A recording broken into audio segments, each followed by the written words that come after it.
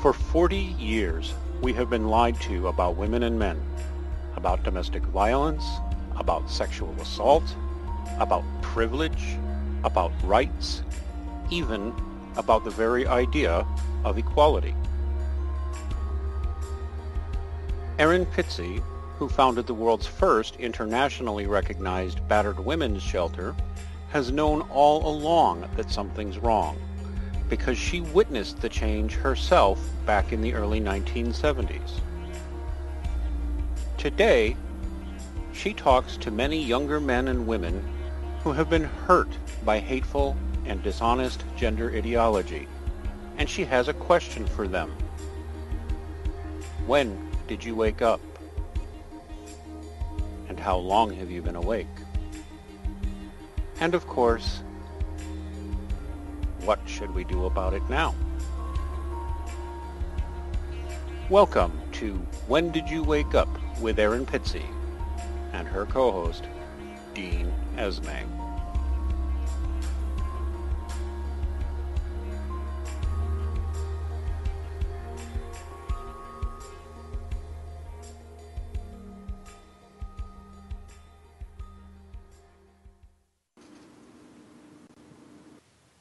Good morning, good afternoon, good evening, wherever you are. Thank you for joining us on When Did You Wake Up with Erin Pizzey. I, as usual, am Erin's co-host, Dean Esme. How are you doing this morning, Erin?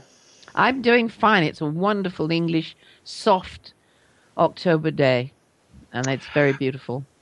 You know, I've noticed I always say good morning to you, even though it's always 1 o'clock p.m. my time and 6 p.m. your time. Well, you just remember in England, 6 o'clock, it's when the sun goes over the yard arm and you can have a drink. Oh, is that how that works? Yeah. Gin and tonic, or if you're not drinking, you can always have tonic. Well, all right. That'll make sure I don't get malaria, right? That's right. All right, so that'll keep me safe.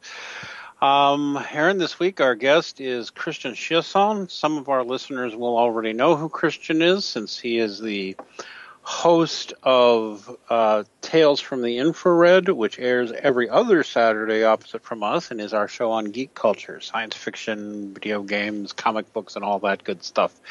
Say hello, Christian. Hi, I'm great. It is Thanksgiving weekend here in the great land of Canada. Oh. It's Hey, Canadian Christian. Thanksgiving. Yeah. Did you know my mother was Canadian? Was she? Yeah, she was born just outside Ottawa. I think it was called Portland. It's a little village. Yeah. Ah. And so I was there as a child.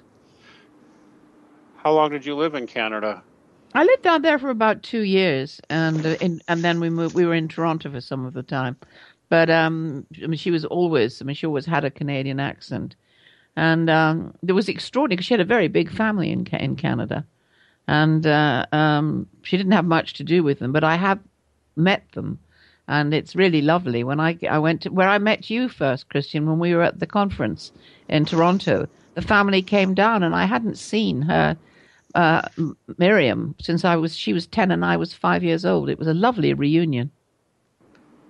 Well, you have Canadian blood running through your veins. Yeah, absolutely. Yeah, 50% of my genes. That's what makes her so polite normally. That must be what it is. Anyway, Christian, let's begin. Tell me, the question I'm asking people is, when did you first wake up? When did you suddenly open your eyes and realize the world wasn't quite the place you thought it was? Well, a succinct answer would be October 5th, 2011. Wow, as late as that? Yeah. Okay, is there a before you and an after you? Yes, there is. But the before me was what I would now call heavily blue pill, male feminist. Mm-hmm. Really? Yes. Mm-hmm. I have a large blue pill history. Mm-hmm. And on October 5th, 2011, that was the day I realized that the justice system, at least the justice system, mm-hmm. doesn't view me mm-hmm. as much of a human being as I deserve. Mm-hmm. So that's when I woke up. So would you say that the blue pill was your vision of women through romantic rose-tinted glasses? Your idea of what motherhood and wife or partner, woman partner, that you never ever experienced anything other than the fact that the world was a very safe place? I would describe my thinking process during those years as what feminists would have us believe is their agenda, mm-hmm. which is equality. Mm-hmm. I had no idea that I had no idea that I was supporting a gynocentric mm-hmm. ideology. Mm-hmm. I was very much entrenched in the thinking process that feminism was all about equality. It wasn't until... Were you busy thinking that women are oppressed and they're these really good and noble creatures by nature and been oppressed by society and all that sort of thing? I didn't really go that far. I mean, I was able to look around and see, okay, well, things are at the very least much, much better than they were 150 years ago. Yeah. Was your mother a feminist?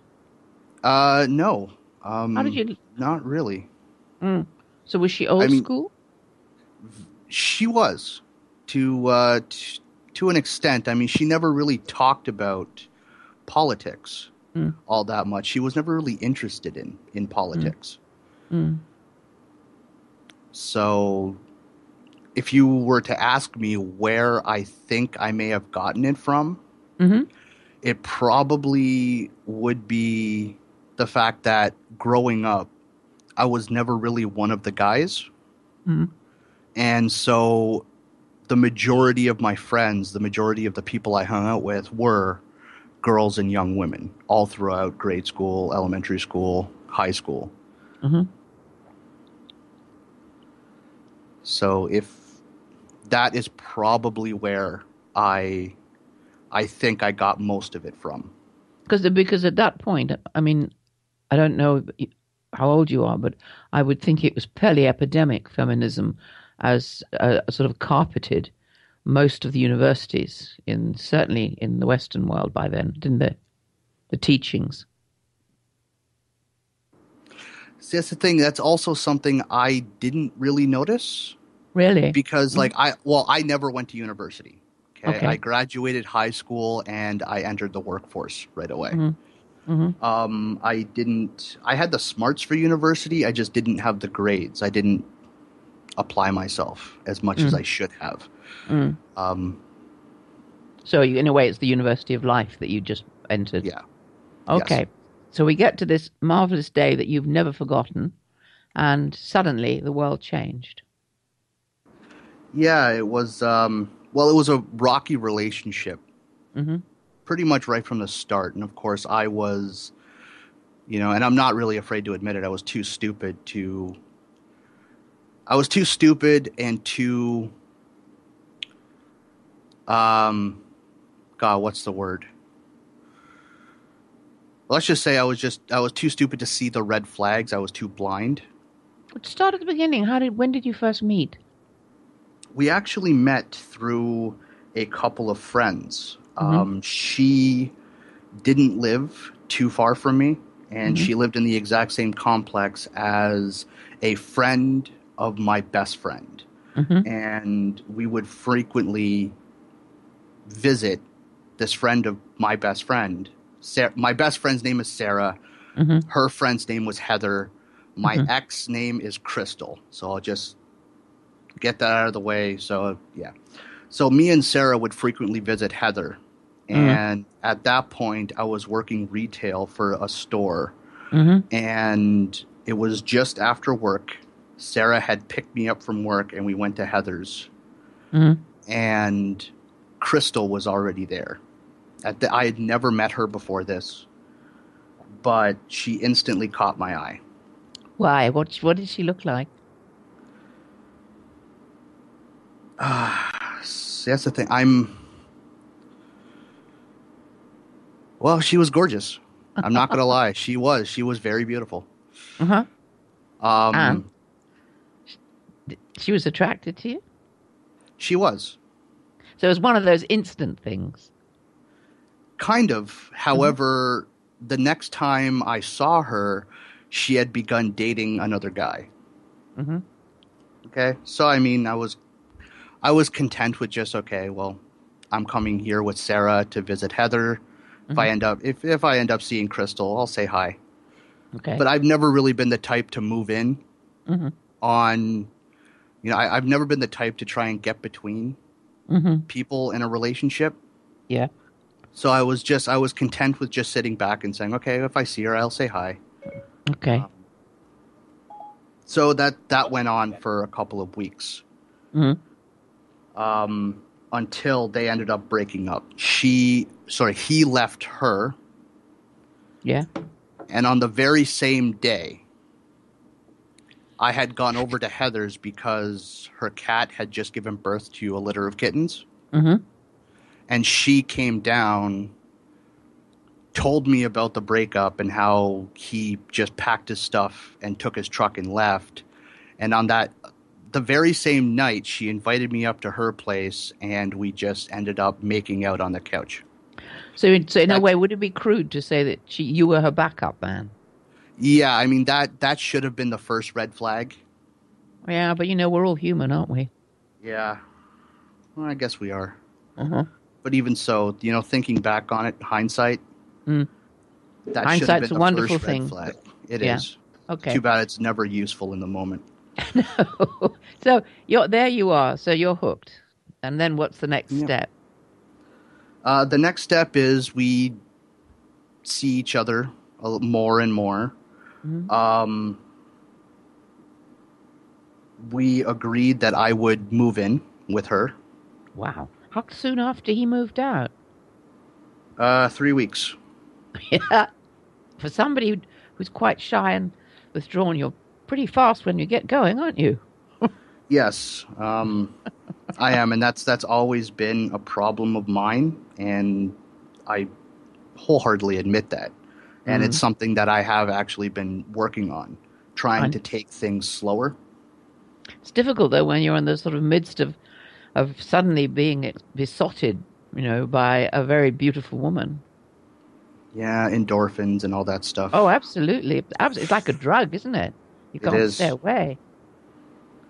It is, and of course I've always been the hopeless romantic type. Yeah. Well, that's a nice side of most men. If it's not abused.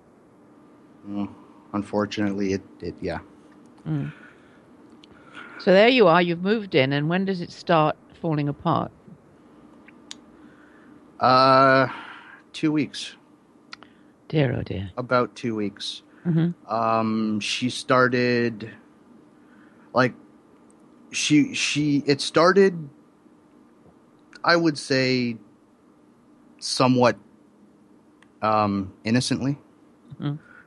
It started getting to the point, very quickly, I might add, started getting to the point where we would make plans and she would find excuses to break them. We would set aside time where we would spend time together. We would go out, whether it be go out to play pool or go out to have dinner. And she would have some excuse why she couldn't go or some excuse why she'd be late. And then most of the time when she'd say she'd be late, she just doesn't show up at all.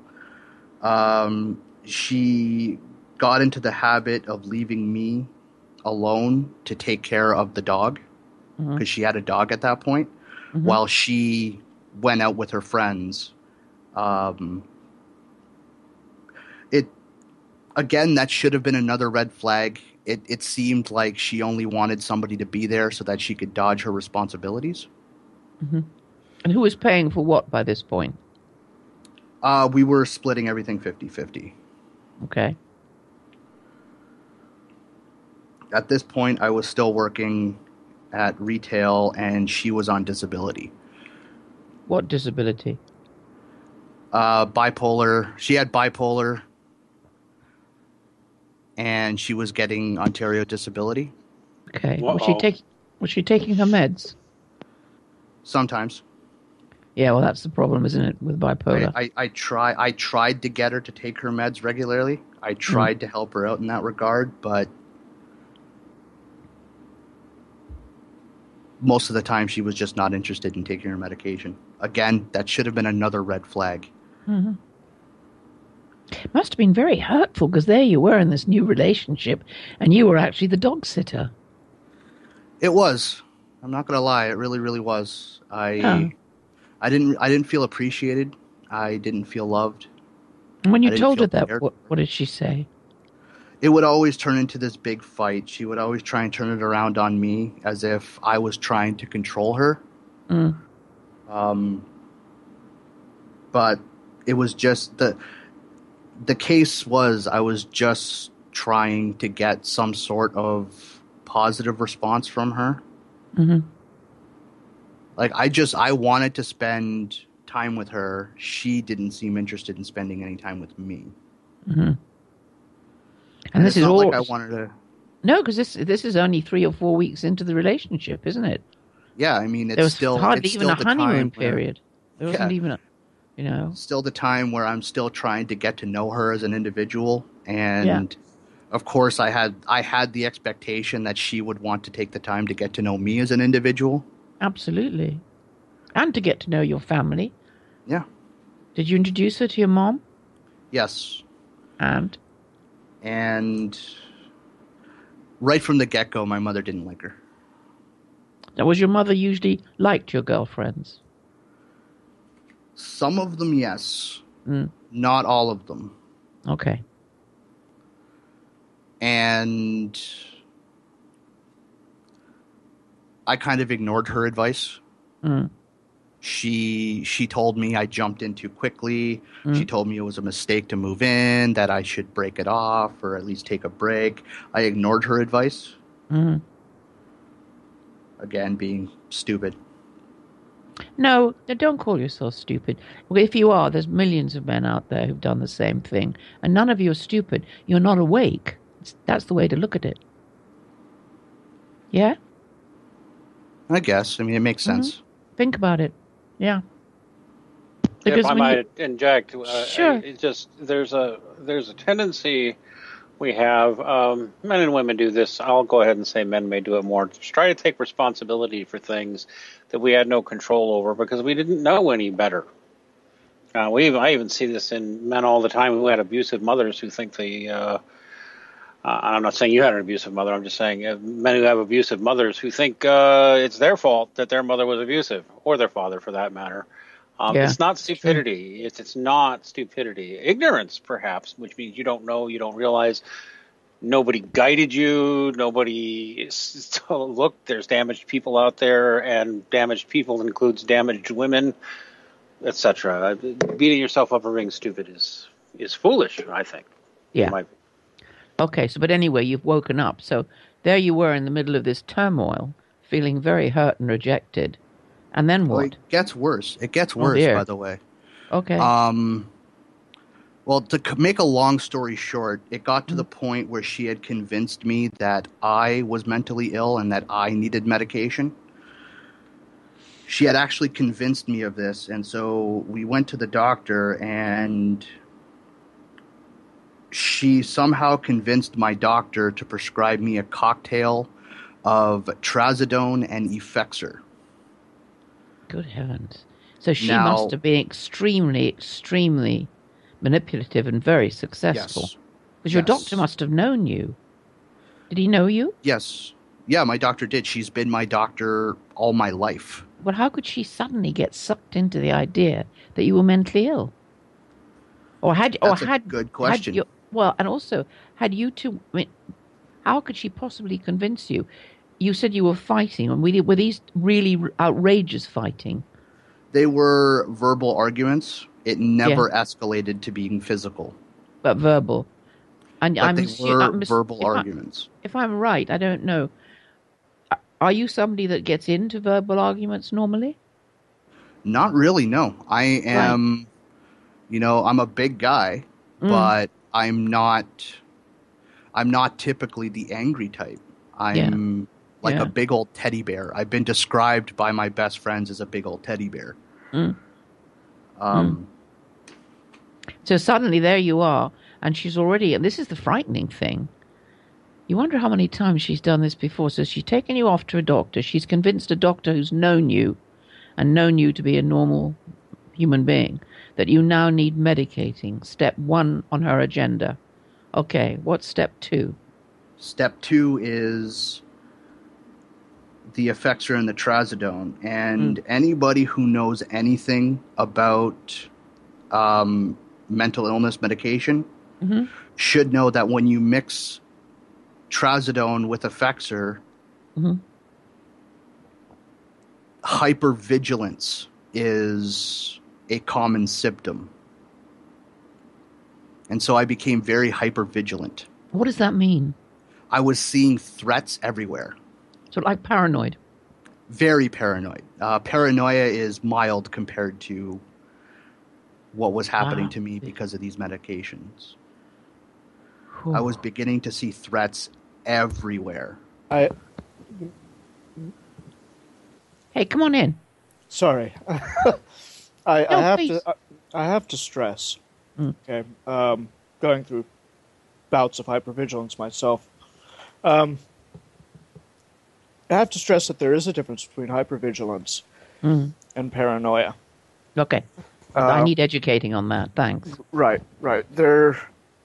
You can have bouts of hypervigilance without necessarily having paranoia. It's just that those people who have never experienced hypervigilance before and have worked through whatever triggers that hypervigilance state will have a tendency to automatically wonder why am I feeling this way, and that often leads into paranoid thought.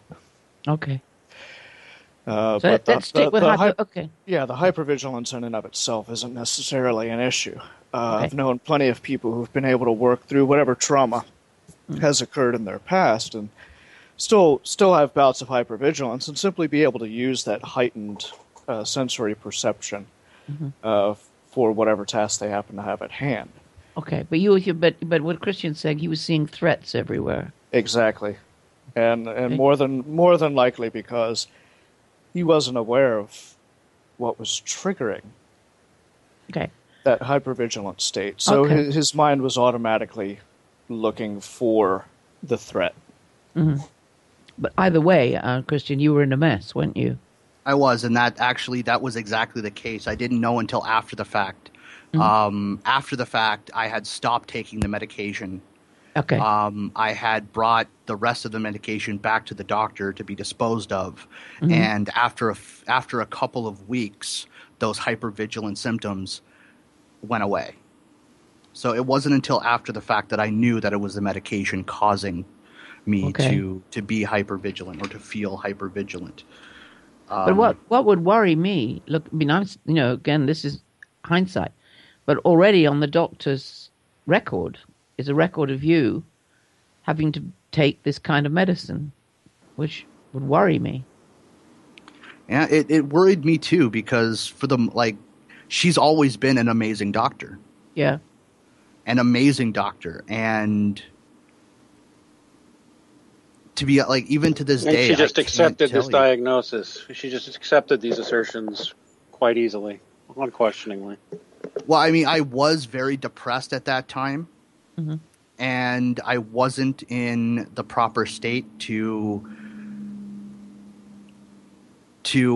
link that depression with her, my ex-girlfriend Crystal. I didn't want to put it on her. And so I personally started to believe that, okay, maybe there is something wrong with me. She didn't just convince my doctor. First, she had to convince me, and she succeeded in convincing me. So it's interesting because you were trying to help her stay on her meds, and she put you on meds. So now you're both being medicated. So when you stopped using the medication, what did she feel about that? I have no idea. I stopped using the medication after we had already been separated. Oh, okay. After the initial court hearing. Yeah, okay. And did she use that against you, the fact that you needed medication?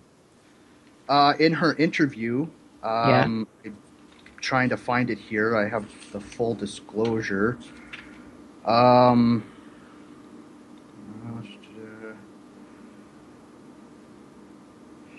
Yes.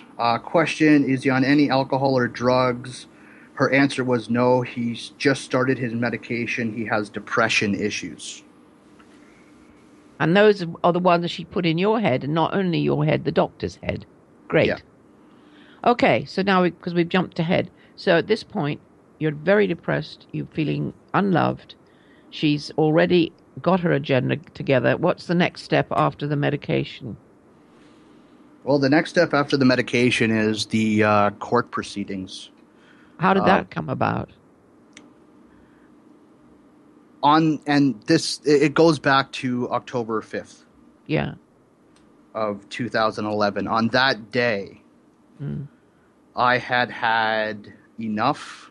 That's the day that I started to realize that, hey, I might be being psychologically abused here. Wow, so that's your wake-up day. That is my wake-up day. Great. We were planning on going out to coffee with some friends of mine that I've known for years, ever since I was 8. Mm-hmm. And just before we went out to get coffee, we decided we were going to go have lunch, just me and her. Mm-hmm. And she ended up getting on the phone with her best friend at the time, whose name is Melanie. Mm. And what should have been a great morning turned into a giant clusterfuck. We had set aside that day for just the two of us. Mm-hmm. And instead of it being just the two of us, Melanie came into the picture. Mm-hmm. On our way back from lunch, we had stopped at the grocery store to pick up toilet paper. And on our way out, Melanie was waiting for us outside the store. Mm-hmm.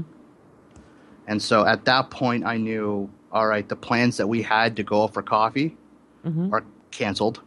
They're not happening. Yet again. And I decided that was enough. I just went back to the apartment. I walked ahead of them. Mm-hmm. And I went back to the apartment alone. Mm-hmm. And it was quite easy for me to do because Melanie was walking with a walker. She was diagnosed with fibromyalgia. Mm-hmm. So I was able to get ahead of them rather quickly. The entire time I was walking home, I could hear them trying to call out to me in a very mocking tone. But I ignored it, and I went up to the apartment, and I went onto the balcony to have a cigarette. Mm-hmm. And while I was having a cigarette, that's when they got there. Crystal immediately came out to the balcony, and she wanted to talk about what was wrong. And I told her, listen, I know what's going on. Mm-hmm. And I was very calm at this point. I said, listen, I know what's going on. You're going to hang out with Melanie for the day. We're not going to go for coffee. We're not going to, those plans are shot. Just go hang out with Melanie. We'll talk about it when you get back. She didn't want to wait. She kept pushing me, and she kept asking questions and probing, and I kept telling her, listen, I don't want to talk about it right now. Did you think at any point that she had this in her agenda, that she was going to have this fight with you if she could in front of a witness? After the fact, I did, because thinking back, again, hindsight. Yeah. What had actually started the argument that day? Yeah. I walked in from the balcony, and I had looked at her, and I said very calmly, listen, go hang out with Melanie. We'll talk about it when we get back. Yeah. And when you get back, sorry. And at that point, her friend Melanie piped up, and she said, don't ever talk to her like that. As if I was being aggressive when I was actually being calm. And that's the point that I should have realized then and there. I was being set up. You and thousands of other people who get damaged in these relationships. Yeah. But I didn't realize then. I realized after the fact, thinking back on it. Yeah. Because I was calm when I told her that. I wasn't angry. And for Melanie to say something like that to me, it suggests that she was waiting for an opportunity to start that argument. Yeah. I looked at her and I said, just shut the fuck up, Melanie. And I walked into the bedroom. And on my way into the bedroom, I heard her say, okay, I think you need to move out now. To Crystal? To me. To you? Okay. To me. Okay. And I poked my head through the door. I said, listen, Melanie, shut the fuck up. I think you need to go now. Because that was my home. Yes. And I'm very big on respecting people in their own home. I expect to be respected when somebody is in my home. I expect to be respected, and when I'm in somebody else's home, I give them respect. So I told her, "Listen, it's just go, get out." And she refused. Crystal started taking her side, and that's when the argument started. Long story short, I had asked Melanie to leave 3 times, which as I understood it at the time in Canada, if somebody refuses to leave your home after 3 times, you can use whatever force is necessary to remove them. I tried to remove her. I was unsuccessful because she is a big woman. And she's on a Zimmer frame of some sort, isn't she? Yes. So I was unsuccessful. When you say you tried to move her, what did you actually do? Because presumably this will all be coming up later on. What did you actually do? I grabbed her. I tried to turn her and push her towards the door. Okay, but no more than that. No more than that. Yeah. Okay. Now, when I realized it wasn't working, I decided, okay, I'm going to go out for another cigarette onto the balcony. And she decided that she was going to throw her walker down and chase after me and start screaming at me, threatening me with her husband. She actually said, just wait until Rick hears about this. Yeah. Oh, dear, you did get set up by 2 women, not just one. Yeah, 2. They both set me up. It was a setup. They wanted me to lose my temper. Yep. Because they had it in their head. They planned it out ahead of time. They were going to call the cops that morning. Yes. Yep. You've been had. Okay, but you're still not quite awake to everything, are you? Because do you still believe at that point that there would be justice for you? No, because when the cop showed up, the cop asked me. Well, the cop recognized my last name because my brothers have had dealings with the police growing up. But they didn't know I even existed because that was the first time I've ever had the cops called on me. Okay. So was the family trouble then? Is that how they knew of your name, your family name? Yes, because both my brothers, Michael and Jason, have had to deal with the police on numerous occasions.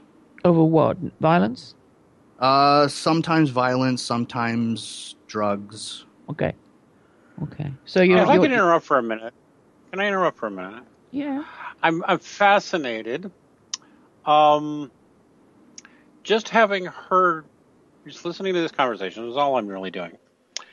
Erin, you already know what's coming, it appears, even though you've never spoken before. Yeah.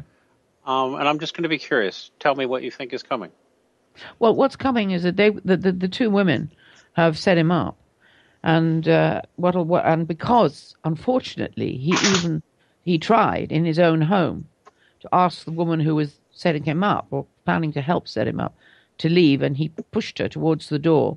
He's and particularly as she's disabled or claims she's disabled, he is in a no-win situation. And I know from now on what's going to happen is he's going to be taken to the cleaners by these women, and she's going to lay allegations against him. Interesting, isn't it? They've never spoken of this before. Go ahead, tell us how accurate that is, Christian. fairly accurate, although they didn't actually end up taking me to the cleaners. Good. Well, most men get cleaned up. I'm glad they didn't. Yeah, I mean, I have never tried to make my situation look out to be bad or worse. I know I got off very lucky compared to a lot of other men.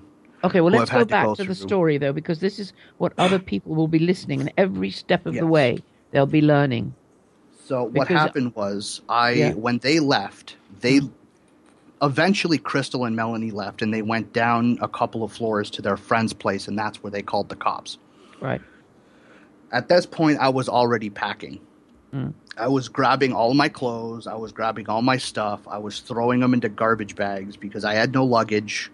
The only thing I could throw them in was garbage bags. And my plan was I was going to go down to the store, to the ATM, take $20 out, call a cab, and I was going to go back to my parents' place.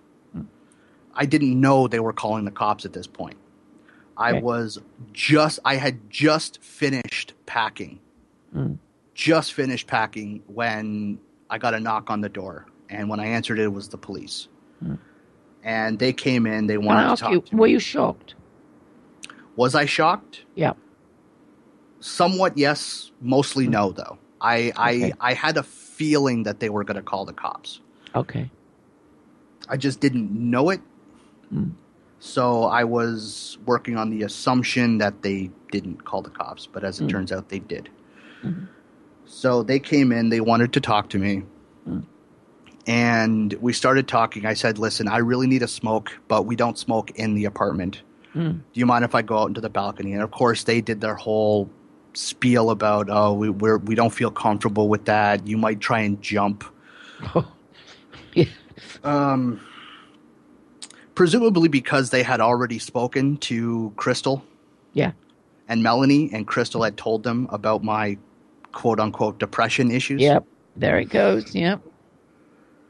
And I reassured them, listen, I have no interest in dying. I don't want to die. But if it makes you feel more comfortable, I'll sit down on the chair and you could hover over me to make sure I don't do anything stupid. But at this point, I just needed a cigarette. Yeah. I really needed a cigarette. And so we go to the balcony and we're talking. And he mentions that he recognizes my last name, but he didn't know I was related to my brothers. And then he asked me what I expect to happen, and that's when I hold out my hands. I said, put them on me. I knew there was no way I was leaving that situation without being arrested. Because it was technically a domestic. Yep. It was technically a domestic. Except you hadn't put a finger on Christian. No, I had not. I had thrown the phone, a cordless phone, and it broke a picture frame, a $2 picture frame. Okay, that'll do it. That's it. So the charge is mischief under 5,000, but they filed it under a domestic. Which, honestly, that's the way things go. Yes, exactly. All right. And so the girls are tucked up with their friends downstairs, no doubt rejoicing, and you are now on your way in a cop car. Yeah. And I just have to say this: they put those handcuffs on. Yeah. They did so in the most awkward, uncomfortable way. By the time they got them off at the cop station, my one hand was swollen to almost twice the size of my other. Oh. They had cut off circulation. Yeah. To the one hand. And I was in that cop car on the way to the station for a good 20 minutes. It was a good 20, 25 minutes until they actually got those cuffs off me. So you're lucky that's all they did to you. You know, I know some cases where the men get savagely beaten by police because the police see them as harming helpless, innocent women. Yeah, well, being that my brothers were involved Yeah. with the law for so long, I'd like to say that I've learned how to handle police. Yeah. Okay. How to talk to them, how to de-escalate them. Mm-hmm. And so that's essentially what I was doing throughout the entire conversation. I was making sure they weren't going to beat the crap out of me. Good. So, and the best way to do that is to just be as cooperative as possible. Yeah. So we got to the police station. They had me take off my shoes. They had me empty my pockets. They took the stuff that I had packed and they put that through for processing. And they put me in a cell. And it was about 6 hours before I was actually processed. Canadian. Did you get a phone call? Were you allowed a phone call? Okay. I did get a phone call. However, I did not get to choose who to call. Okay. They called an attorney for me, and they had already had the attorney waiting for me on the line before they came and got me out of the cell. However, go on, yeah. However, and this is what really doesn't make any sense. They had waited 6 hours. They had processed me. They had interviewed me. They pulled me into the room for an interview. And then they gave me the call with the attorney. And the only thing the attorney told me to do was not say anything. After you'd been interviewed? After I had already been interviewed. Yeah, because if you'd had your own attorney, he would have told you not to say anything before you were interviewed. But during the interview, I've learned that if you're just cooperative with the police, they typically don't get that tough cop attitude. Okay. And so I did cooperate. I told them everything. I was bawling my eyes out the entire time. Oh. However, according to the full disclosure, Crystal was calm. Melanie was feigning anger. Who said feigning? It's just how it reads. Crap. Whoops. Don't it's worry. Just how it reads. I mean, under Crystal's interview, see if I could find it. Don't worry, you can do it verbatim. Don't worry, just speak to us. You can remember it. Crystal.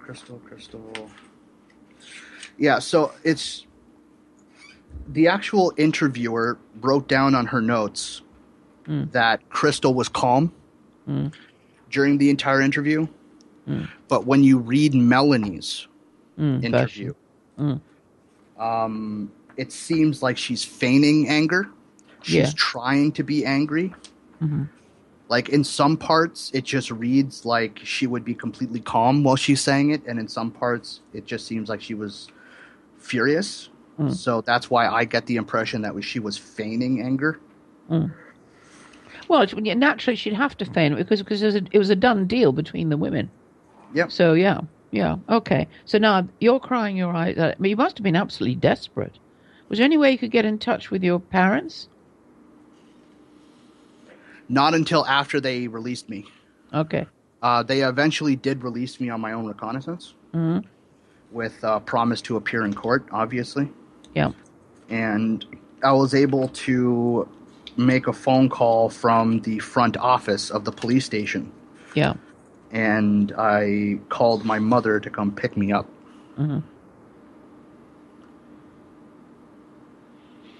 So, there you are. You're in the car with your mother, and what is she saying to you? The usual, you should have listened to me. I told you she was bad.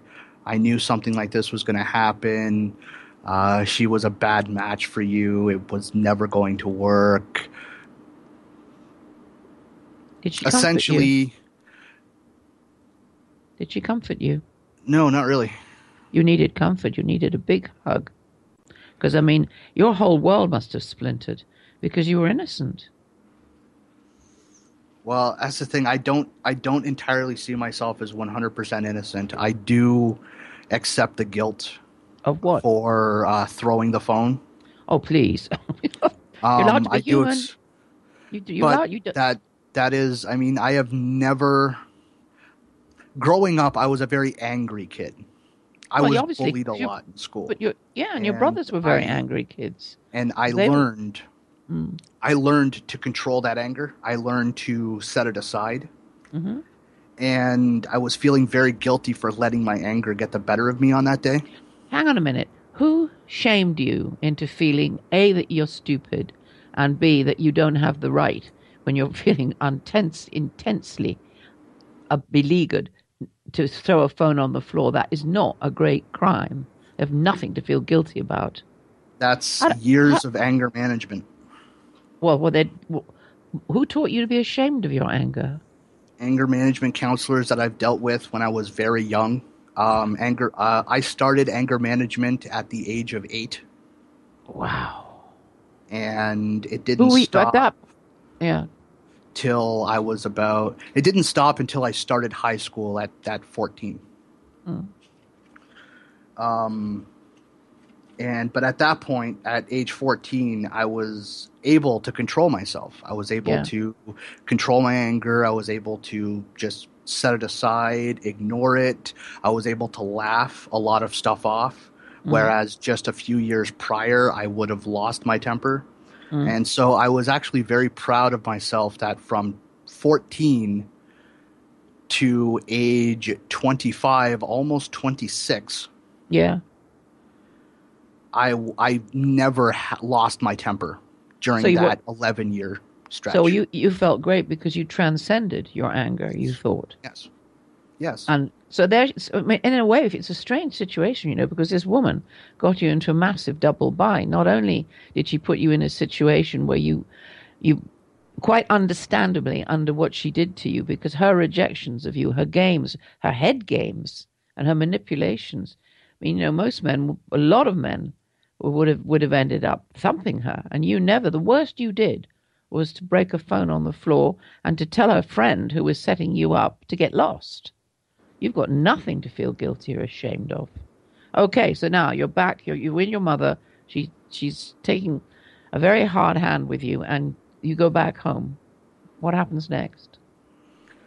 For the next couple of weeks, I struggle to hold back bouts of crying.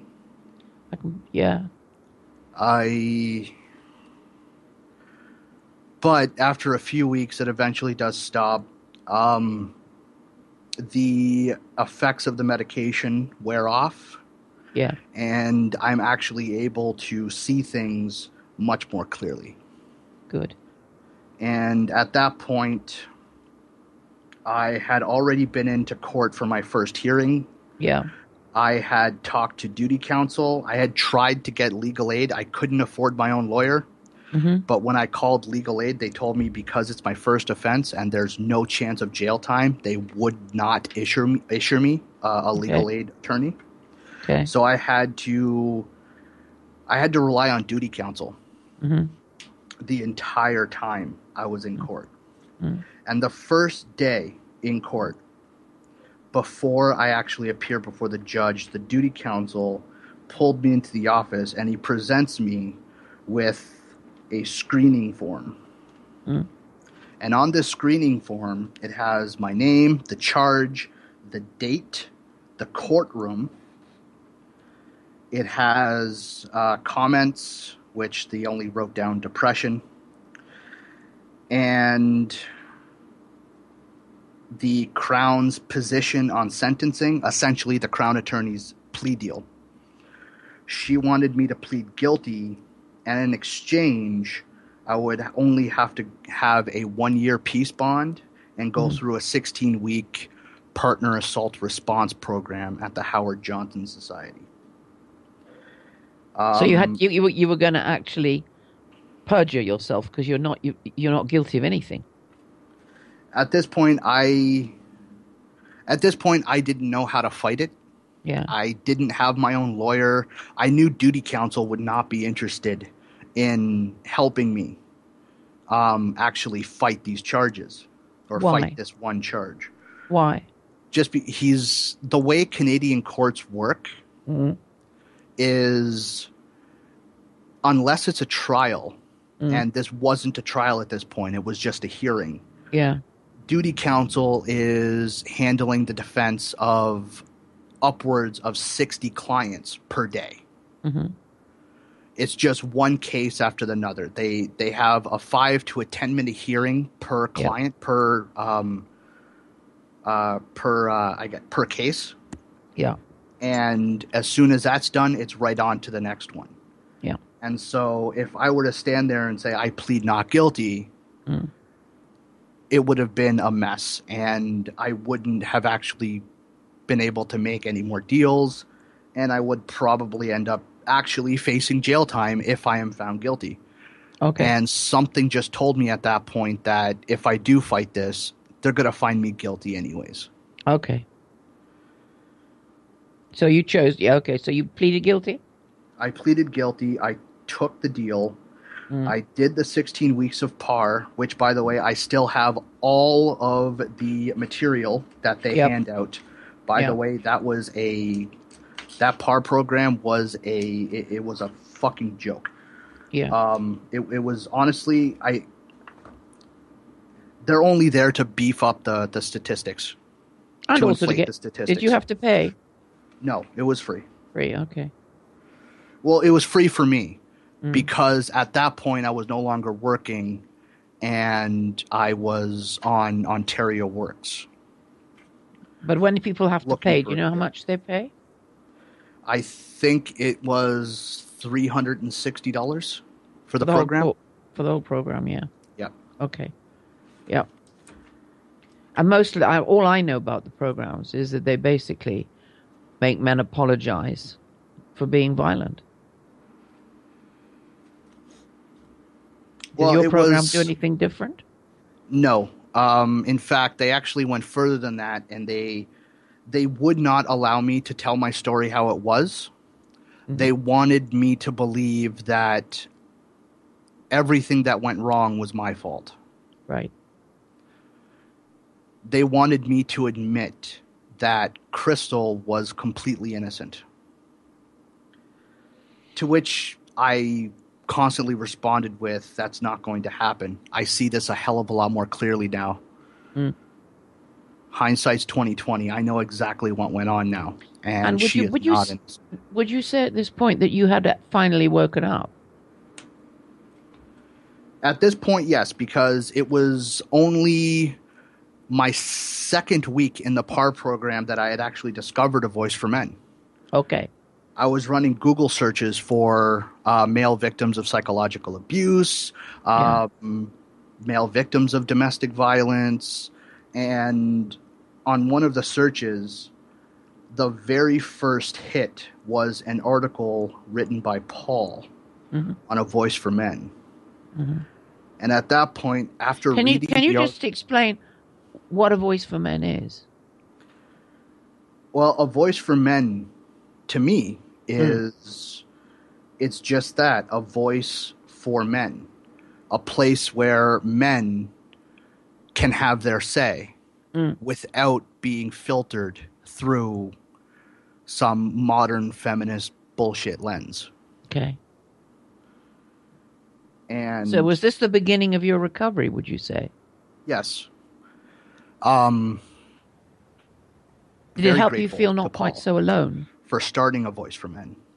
Because it was actually the A Voice for Men website that really opened my eyes. I knew something was wrong, but it only took a few Google searches for me to find the actual answer. And it was Paul who provided the answer.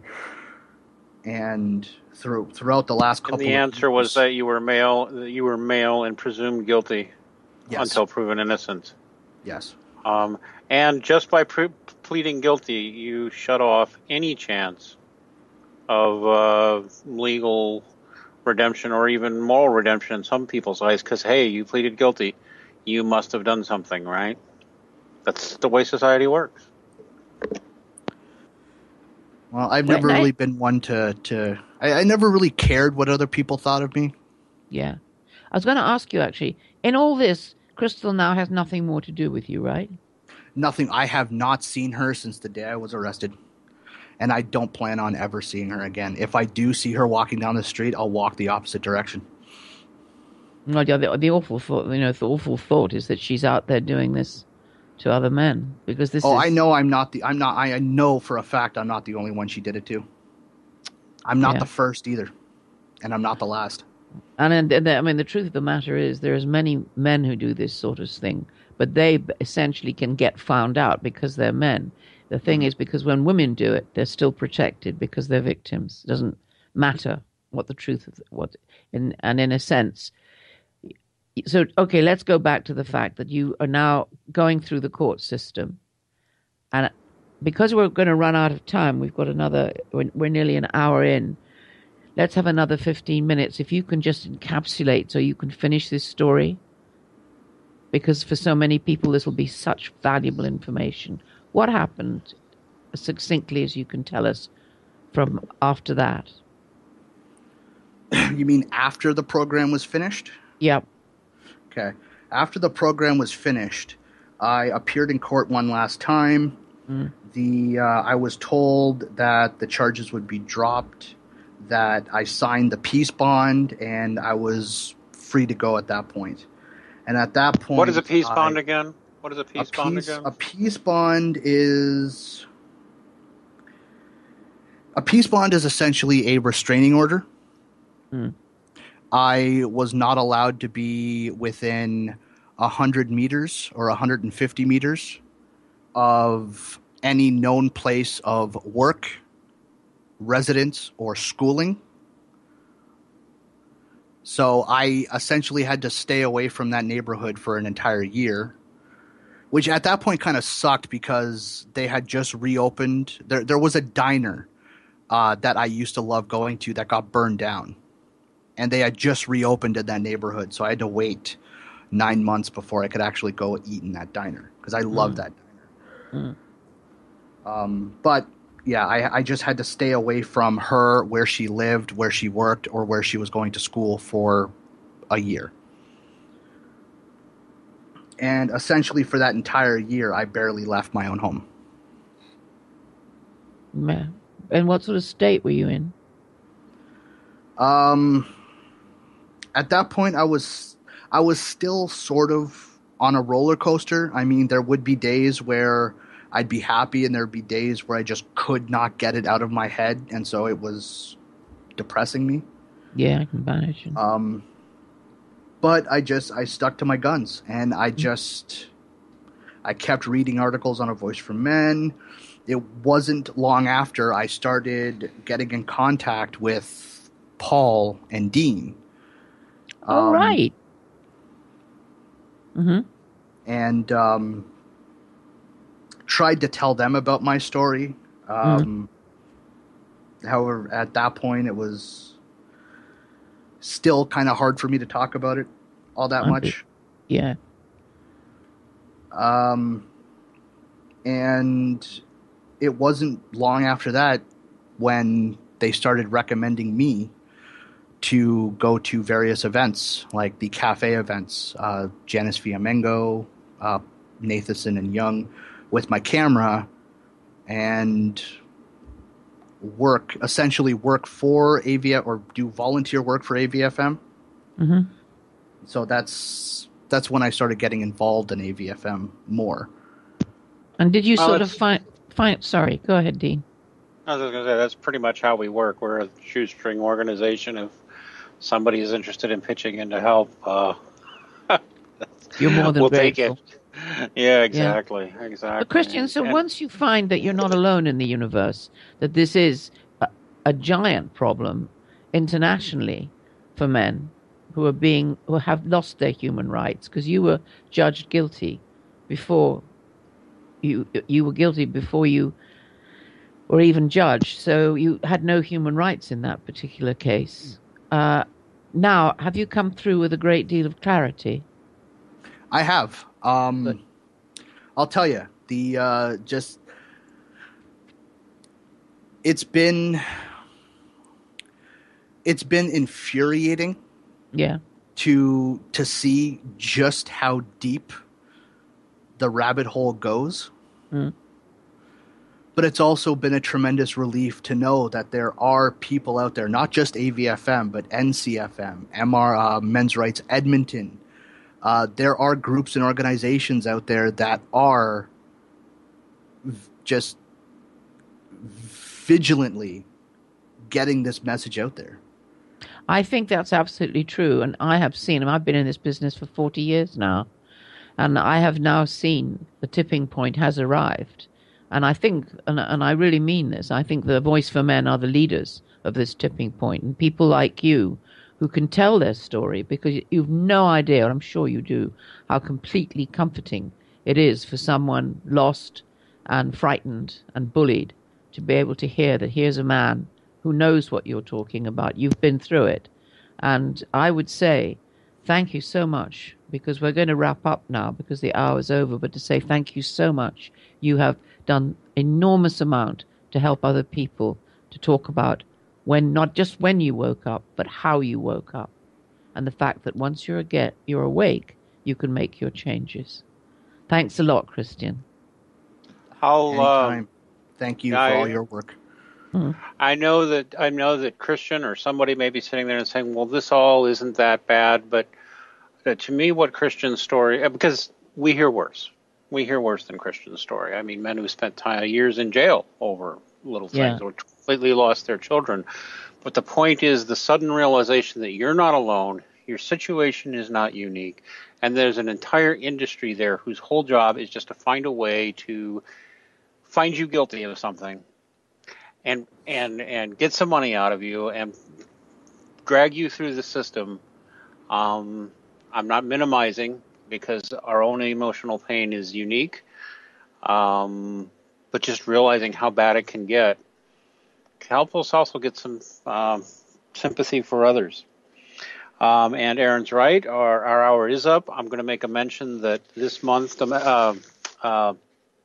October is Domestic Violence Awareness Month, which has been going on since the 80s. On the front page of A Voice for Men, Dr. Tara Palmatier, who you may remember interviewing last year, Erin. Yeah, I do. Is running a series called In His Own Words, and every day she is posting a story from a man talking about his experiences with abuse. And in men's cases, frequently the abuse comes not necessarily from their partner, but from the system that treats them like they're guilty until proven innocent, which is all by itself a form of abuse. That's not what all the stories are, but that's one of them, like Christian has just told here.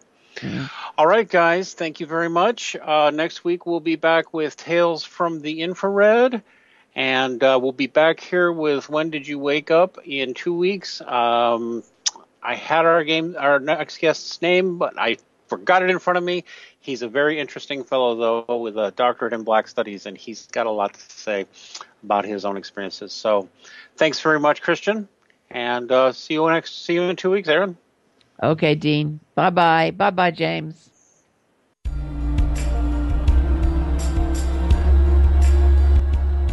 You have been listening to When Did You Wake Up with Erin Pizzey. We would like to thank James Huff, Paul Elam, and the A Voice for Men community for their support of this show. If you like what you hear and would like to continue to hear more, donations can be made on the front page of A Voice for Men. That's www.avoiceformen.com.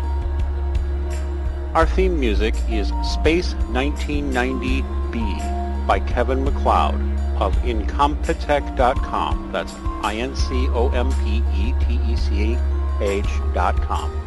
And is licensed under Creative Commons Attribution License 3.0. And will be noted in the show notes on YouTube. Thank you for listening.